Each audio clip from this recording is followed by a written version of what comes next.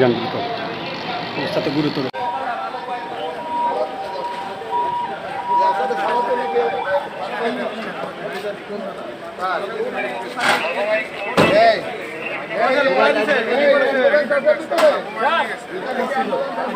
পুলিশের কোথায় আছেন?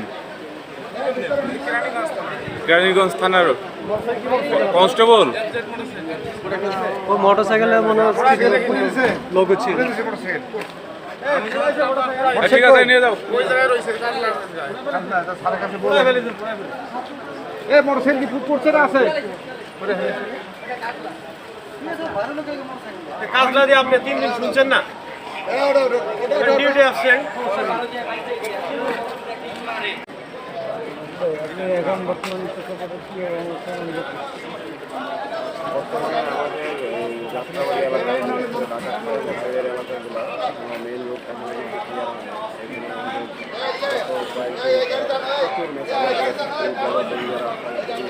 প্রচুর ব্লকেট দিয়ে একদম মানে এখানে যাওয়ার মতো অবস্থা নেই। এখানে আমাদের সিনিয়র ছাড়া সবাই মিলে কাজ করতেছে। মূলত এখন আমরা চাচ্ছি যে ঢাকা চিটাগাং যে হাইওয়ে যেটা আছে এটা ক্লিয়ার করে এটা সচল করার জন্য।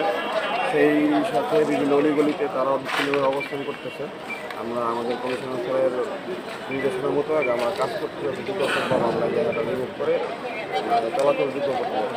ওদের যে 8 দফা দাবি, 8 দফা সম্পর্কে আপনি অবগত হয়েছেন? এই 8 দফা দাবি সংক্রান্তে আমরা অবগত হয়েছি, কিন্তু এটা আসলে সরকারের নিজেই জানার বিষয়। এটা আগামীকাল আপিল শুনানির 10টায় বসলে মনে হয় সিদ্ধান্ত নেবে রাষ্ট্রপক্ষ। এটা আপনি কীভাবে মুক্তি করেন?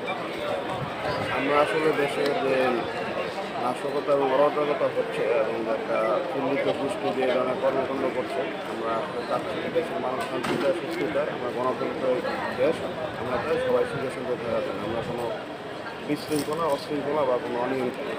ধন্যবাদ। আপনারা দেখতে পাচ্ছেন এখানকার এডিসি মাসুদ গনি সাহেব আমাদের জন্য ঘোষণা করেছেন অবস্থা।